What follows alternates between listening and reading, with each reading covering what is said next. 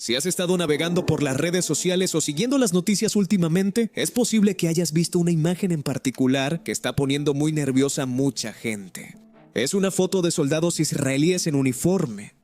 Pero no es su equipo lo que está llamando la atención de la gente, sino un pequeño parche bordado en sus brazos. A primera vista, parece un mapa bastante estándar de la región. Pero si miras más de cerca, verás que el mapa no muestra a Israel con sus fronteras de 1967 insertadas en la región de Medio Oriente. Extiende a Israel mismo para tragarse Cisjordania, Gaza, los altos del Golán, y luego sigue avanzando hacia Jordania, Líbano, Siria e incluso partes de Egipto e Irak. Ahora, esto no es una elección de diseño aleatoria de algún soldado. Es una representación visual de un concepto llamado Gran Israel o Eretz Yisrael Ashlema. Con la reciente invasión de Gaza por parte de Israel y la ocupación militar declarada del sur del Líbano a principios de 2026, tras la ocupación previa de la ciudad en los altos del Golán y sus históricas incursiones ilegales en Cisjordania, esto ya no es solo una teoría marginal. Se está convirtiendo en una parte central de la conversación geopolítica dentro del país.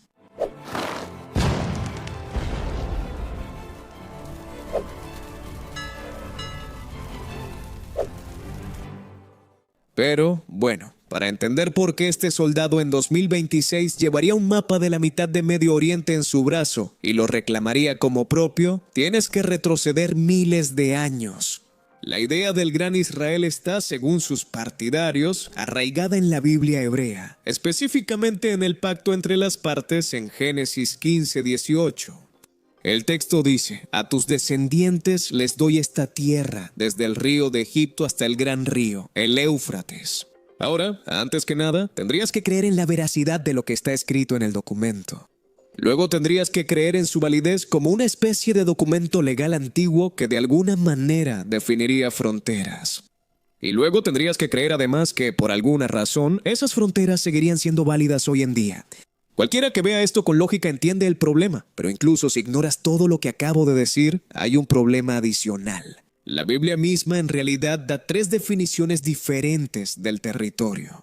Y dependiendo de cuál elijas, el mapa ideal de Israel cambia completamente. Primero está la llamada visión amplia. Génesis 15 describe un territorio enorme dado a todos los hijos de Abraham, incluyendo a Ismael y Madián. Este es como el mapa maximalista que se extiende por todo el Levante, el que vimos en el parche. Luego tienes la llamada visión reducida. Números 34 y Ezequiel 47 describen un área mucho más pequeña, específicamente para las tribus después de que salieron de Egipto. Esto se parece más a un territorio que va de Dan a Bérseba, mucho más pequeño. Y luego está incluso la visión gradual. Deuteronomio menciona tierras que serán entregadas poco a poco durante muchos años, casi como una frontera que sigue expandiéndose hacia afuera. Esta podría ser la teoría que muchos radicales ven como el método para alcanzar la idea de la visión amplia. Pero de nuevo, incluso esa visión amplia tiene otro gran punto de controversia, el llamado Río de Egipto. Algunos nacionalistas religiosos interpretan esto como el río Nilo. Si tomas el Nilo como la frontera occidental y el Éufrates como la oriental, obtienes ese enorme mapa que se ve en esos parches de uniforme, cubriendo Egipto, Jordania, Siria, Irak y partes de Turquía. Pero la mayoría de los historiadores y arqueólogos argumentan que el río de Egipto no es el Nilo en absoluto. Es solo una cuestión de interpretación por parte de estos extremistas. En cambio, ellos creen que se refiere al Wadi el Arish, un cauce de río estacional en medio de la península del Sinaí, que en ese tiempo se habría conocido como el río egipcio. Si esto es cierto, el mapa del Gran Israel se reduciría significativamente, perdiendo la mayor parte de la tierra poblada de Egipto. Así que puedes entender las muchas capas de argumentos debatibles que estas personas usan como justificación para su teoría, la cual de por sí es cuestionable desde el principio. Si creas contenido o alguna vez has intentado armar un video, ya sabes cuántas tomas y material se necesitan para hacer algo que valga la pena ver. Yo uso una herramienta que me da una amplia variedad de opciones para contar mejores historias, tanto visualmente como en cuanto al sonido, y esa herramienta es el patrocinador de este video, Storyblocks. Con una biblioteca de recursos de alta calidad, hecha por humanos, con más de 7 millones de recursos, Storyblocks hace que sea muy fácil encontrar lo que necesito y hacer que todo el proceso sea simple y rápido. Como una herramienta creativa todo en uno, reúne videos, música, efectos de sonido, plantillas y más, todo en un solo lugar. Así que en lugar de estar saltando entre diferentes plataformas, puedo mantenerme enfocado en contar la historia. También cuentan con herramientas de IA diseñadas para simplificar la producción. Su voz en off con IA impulsada por Eleven Labs puede generar una narración que suena natural. Y si necesitas imágenes personalizadas, su IA, la edición de video, impulsada por Runway, te ayuda a generar y perfeccionar tomas más rápido, mientras sigues manteniendo el control creativo. Además, tienes acceso a miles de plantillas directamente en Premiere Pro y After Effects con el complemento de Storyblocks. Así que el flujo de trabajo se mantiene rápido, simple y mucho más fácil de manejar.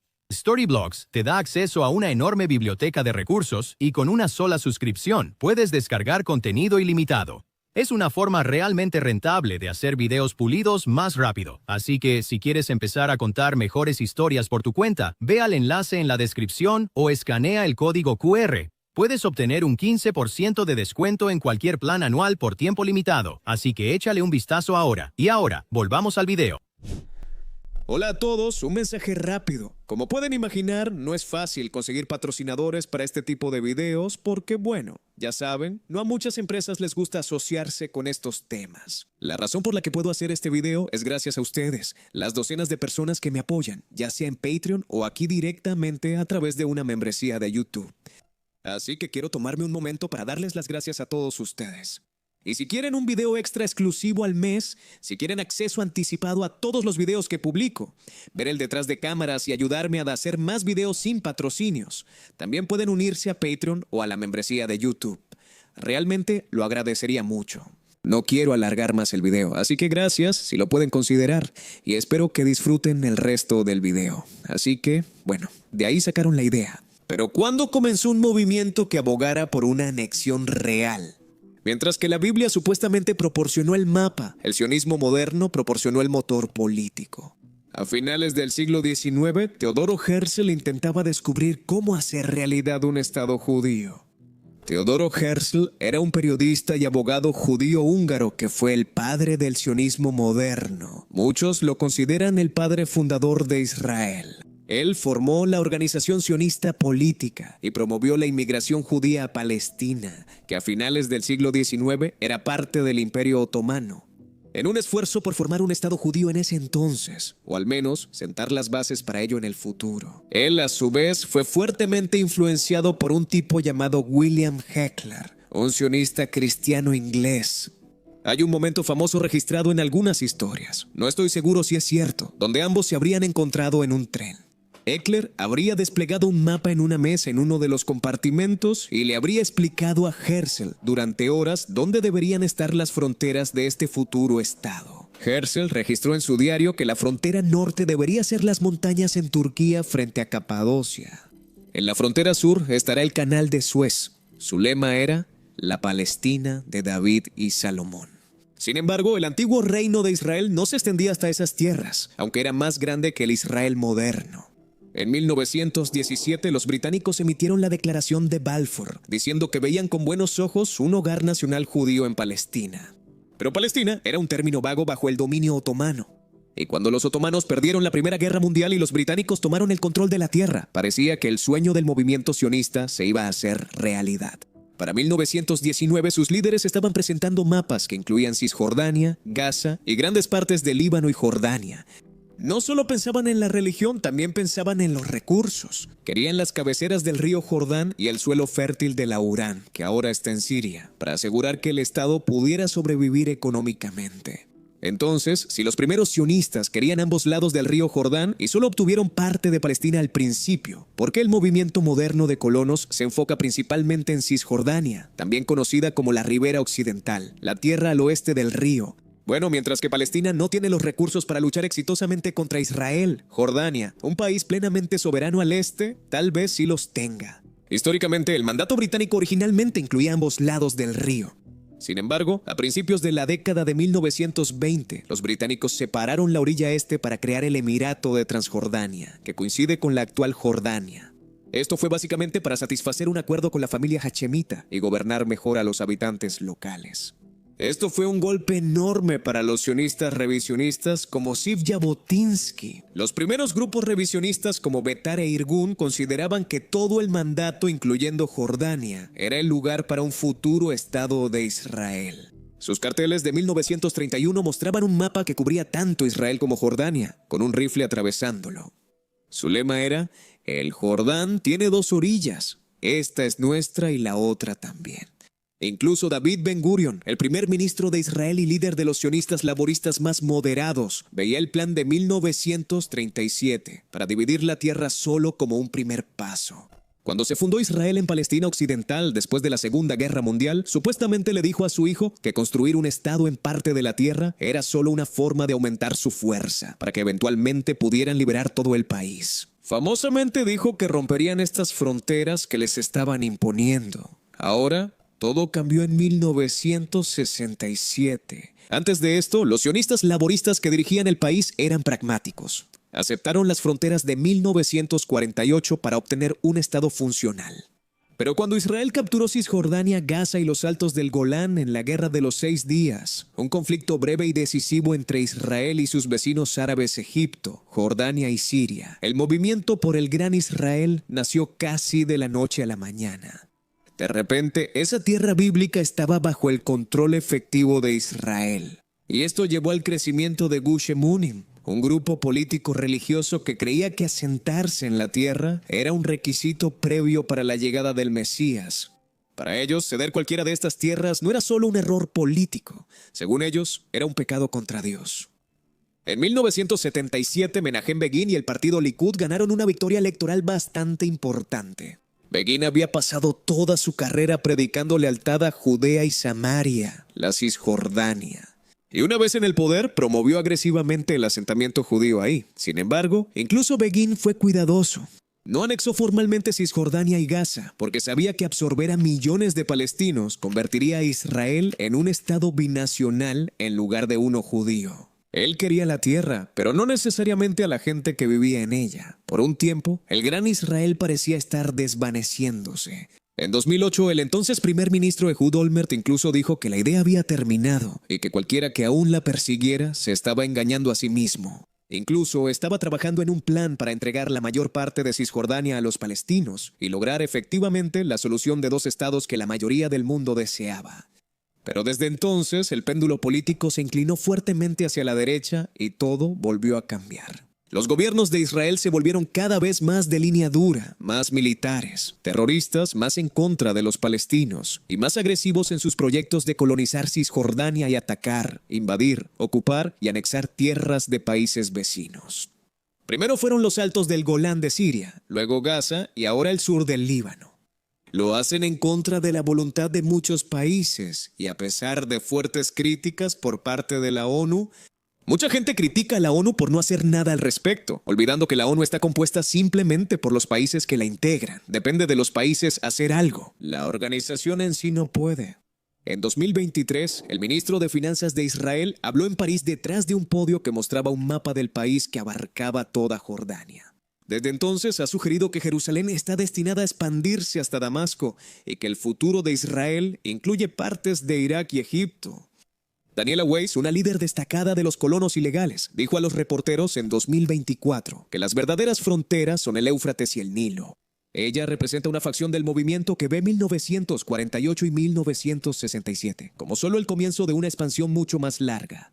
Y en agosto de 2025, Benjamín Netanyahu él mismo dijo a otro medio de comunicación que estaba en una misión histórica y espiritual por el Gran Israel. Dijo que era deber de esta generación asegurar la supervivencia de este estado expandido, marcando un cambio enorme respecto a su retórica anterior, que era más cautelosa, e incluso Estados Unidos ha visto un cambio. A principios de 2026, el embajador Mike Huckabee le dijo a Tucker Carlson que estaría bien si Israel tomara el control de todo el Medio Oriente. Este tipo de declaraciones de un diplomático de alto rango habría terminado con su carrera hace 10 años, pero ahora es un tema de conversación en las noticias. Y lo más loco es que a nadie parece importarle lo suficiente como para hacer algo al respecto, al menos no en Europa o América. Para ser justos, algunos países europeos han intentado poner un alto. España ha criticado abiertamente a Israel, pero hasta ahora están un poco aislados. Sin embargo, creo que el gobierno de Israel se está volviendo un poco demasiado arrogante, por así decirlo. Creo que si realmente intentaran llegar al Nilo y al Éufrates, se enfrentarían a una fuerza militar combinada de Egipto, Jordania, Siria, Irak y potencialmente incluso Turquía, que se ha mostrado muy contundente contra Israel.